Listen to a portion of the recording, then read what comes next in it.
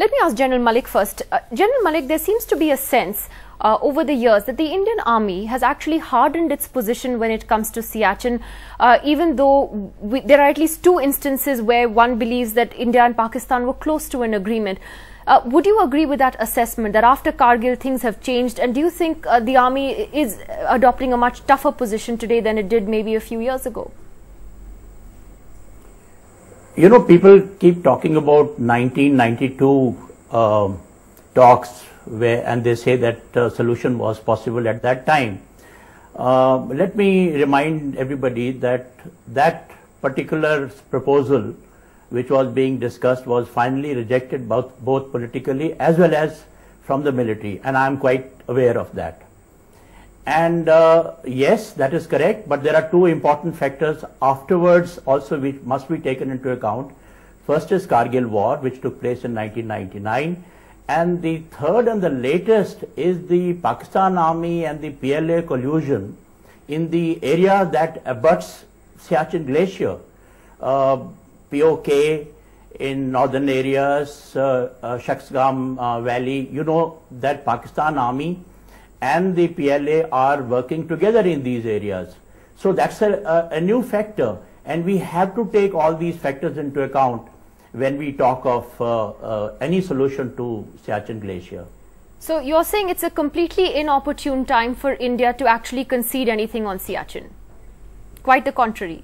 No, I won't say that. I won't say that we should not try and find a solution. That's not correct. But what I am saying is that when we now look for a solution, we have to take these new circumstances into account, and that is why I also believe that we should have first authentication of the present positions, which incidentally was not accepted by Pakistan in 1992.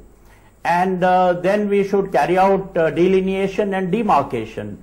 I agree with this formula of authentication, delineation and demarcation, but without that I won't subscribe to withdrawal of troops from that area.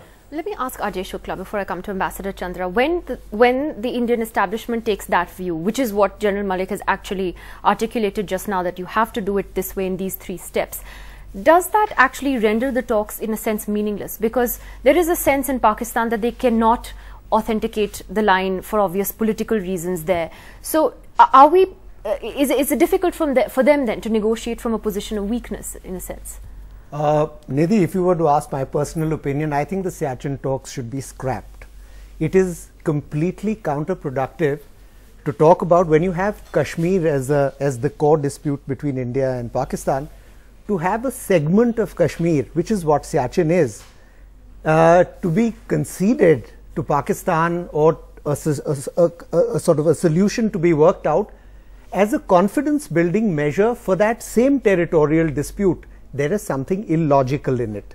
Siachen is a part of the Kashmir dispute and should only be resolved as a part of the Kashmir dispute. But the Indian government, for reasons best known to itself, is proceeding with the discussions. So let's take that and accept that as a fact.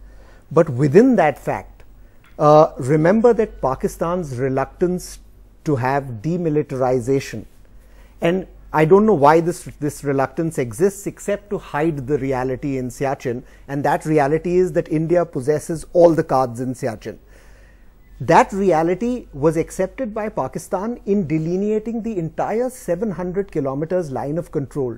They signed maps, exchanged maps, and those maps came in great use during the Kargil conflict, when India was able to documentarily prove that Kargil was the line of control was there. Why, when Pakistan was willing to do that for 700 kilometers of the line of control, is it not willing to do it for another 109 kilometers, which is what the actual ground position line is? Let me ask Ikram Sehgal that.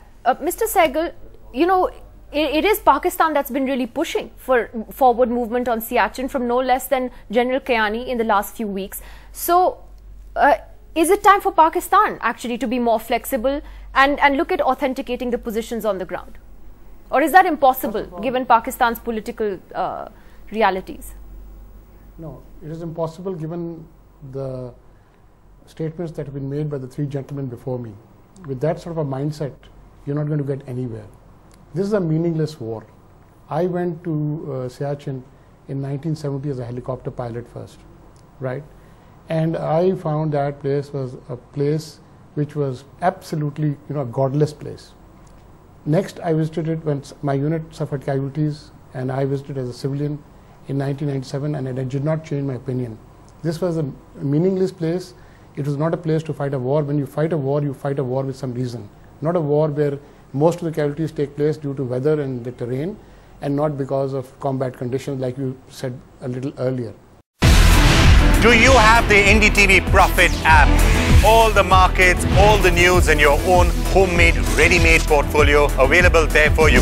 We will right now answer what you should sell, what you should buy when markets are down. Download at ndtvprofit.com/apps. Get the best app from the channel you trust.